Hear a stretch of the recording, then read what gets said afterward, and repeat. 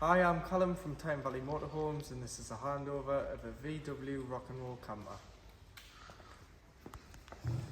So as we start to walk around on the driver's side of the vehicle, you've got a waste outlet pipe just here. So if you want to put a dish or a waste master underneath here, this is the water from your freshwater sink in the kitchen. To fill your fresh water, you'd remove this cap, put the hose into there and wait until it overflows or until you see how much is in the jerry can on board the vehicle, which is located at the bottom of the wardrobe. If it does overflow underneath the vehicle, that's totally fine. It's just got an inbuilt overflow. We're just getting rid of the excess water. To hook the vehicle up, lift the collar, hook the van up first and then the site or at home so that you're never walking around with a live lead in your hand. We're at the back, with this being the tailgated model. You do have your gas cage here, so this is LPG, so this takes a 907 camping gas bottle. So what you need to do is, there's a pigtail here with a screwing end. You turn the bottle onto that, breaks the seal, and then you'll be able to use the red top on the top of the pigtail to turn the gas supply on and off. And there's a strap to strap the bottle in to make sure it's safe when travelling. Always make sure it's turned off before you do start driving for yours and other road users' safety. External cold water shower, so there's a hose. This clips in here.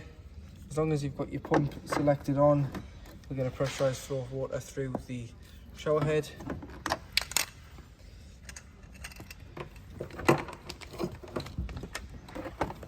Some storage in here. Silver screens, they go around the front cab to black it out on an evening when you're parked up. Storage underneath. Parking sensors on the back of the van.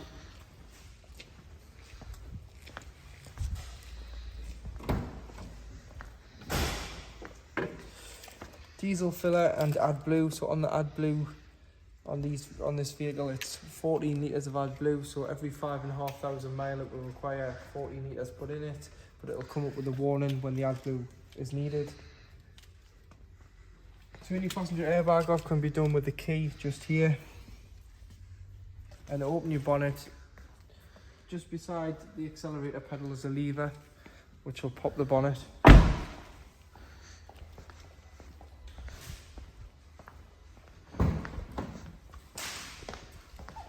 So locate it here, pull that, you'll be able to have a look underneath the bonnet of the engine. So underneath here you've got your oil filler and your dipstick, checking your levels, brake fluid, screen wash, coolant and your engine battery. So once inside the vehicle, to turn your 12 volt control panel on, you press here, which is the on button. This will give you 12 volt off your leisure battery. However, if you hooked up, you'll be able to use the two 3-pin plugs of 240 volt, which you've got 2 of these in the kitchen. Select the leisure battery, which is the battery you want to run the camper van side, but you can view the level of the leisure battery as well as the vehicle battery, so you can view leisure and vehicle. But you always want the little blue light to be on leisure, not vehicle, because then you would be using the engine battery to power the camper van side. Turn your tap on, and that's your pump. So when you open the cold water tap, you'll get a pressurized flow of water, which you do, whereas if you turn it off, it'll stop. So that needs to be on for the tap to work. And you've got your main circuit for your lights, so that's your MOS switch for your lights, and they all are individually switched around the vehicle. So there's one there for these. This one turns on all your kitchen lights. Your grill is gas. Your hob is gas, and you've got 2. This is the maximum size pans that it's designed to take from Dometic. You've got storage in here.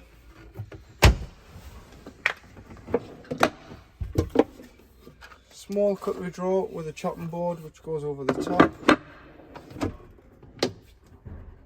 Fridge is a 12 volt compressor fridge, so it'll work off 12 volt leisure battery, so it doesn't matter if you're hooked up or not, as long as you've got charge in that battery it'll work. You can press to turn it on.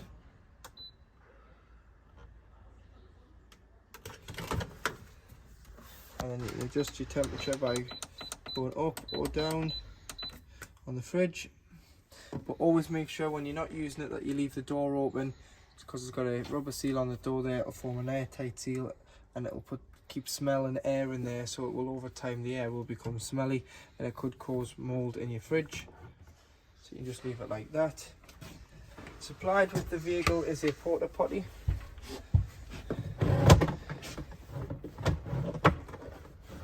So that lifts out of here. Put your flush liquid, which would be a pink with a bit of water, in here. This is your tank, and then you'll be able to press it, and this will give you a flush around the toilet there. And then when you're ready to empty it, on the back there's a lever. You slide the lever, take the top of the toilet off. This is what you'll need to carry to your waste disposal point. Very similar to a cassette. Take the cap off. Start to pour. When you start to pour, press the button in here, allows a bit of air and stops it glugging. Pour the contents of the toilet out. Once you're there, there's a tap, put some water in, give it a rinse, tip out again before going in with putting some blue liquid into here, and then that will help break down your waste in the toilet. And then to put the cassette toilet back together, make sure your spout for your toilet is facing forward, and then that'll just go back onto there, and then you can lift the whole toilet. Get the store away, and obviously green's indicating that it's empty. When that starts to go to red, it means it's full. It's time to change and empty the cassette. Your front driver's seat is a swivel seat, so you can slide it forward, and there's a handle here, so there's a little bar just here. Slide that after you've brought it all the way forward, and you'll be able to spin it round into the back. So you've got one passenger swivel seat. The tabletop slides behind the driver's seat, and you do have 12 volt and two 40 volt socket on there, with the engine battery being underneath the bonnet and the vehicle battery being underneath and the leisure battery, should I say, being underneath here. Your jack's underneath this seat, so there's your jack.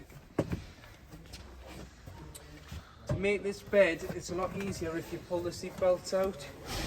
So pull the seat belts out to full extension, lift the bar, and as you pull it down, you'll just be able to put a little bit of weight in the middle, and there is the bed, all made for an evening. And then when you're ready to store it away, just pull the handle. And with this bed, what you can do is you don't have to have it so that the seats are so high up.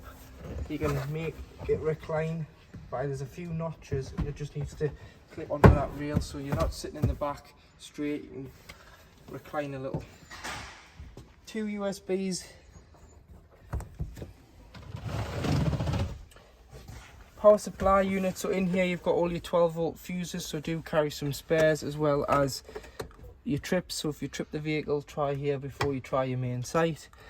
And if you are struggling to get power, the best way to check if the camper's receiving power or not is trip the vehicle. If it trips, you've got power. If it doesn't trip, you haven't got power.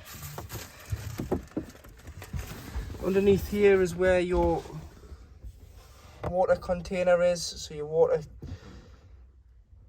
fresh water container's there. But make sure that you put something on the other end for the waste, because that does just come out underneath the vehicle. To operate your roof, you either take these off or just make them really loose, and then you'll be able to push the roof up. Once you've pushed the roof up, the board's double hinged, so you push it at the back and you've got a lot more headroom. And then when you put it down, make sure you've got the door open. It is a separate bed as well as the mattress on there, but make sure you've got the door open because it allows the pressure out. Pull it down so far and pull the canvas in either side so it doesn't get caught, as well as at the front. And then you can just pull it down that little bit more And finally secure it with the 2 straps on the front of the van.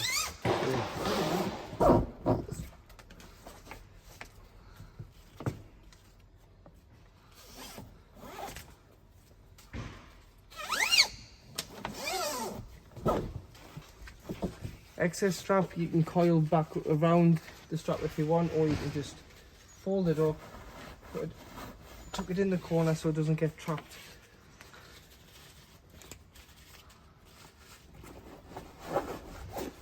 And then you do have your hideaway headliner, which comes across and hides the hole for the pop top. To operate your diesel heater, always make sure that you've got a 1/4 of a tank of diesel or more.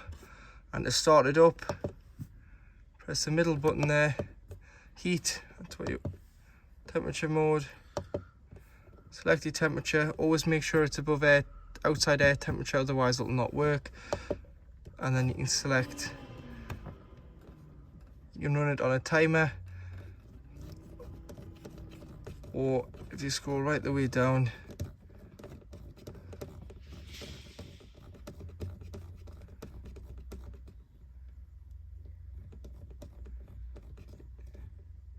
you can run it continuously. And then to stop it, you just press, get to here, you want to scroll it to off and you want to press enter and it'll switch off. Always make sure you've got a 1/4 of a tank of diesel or more, because the main VW intake is a lot lower than the intake for the auto-term diesel heater. Just means that if you were running it all the time, you're never going to run out of diesel in your main tank, so you can always get off and fill back up.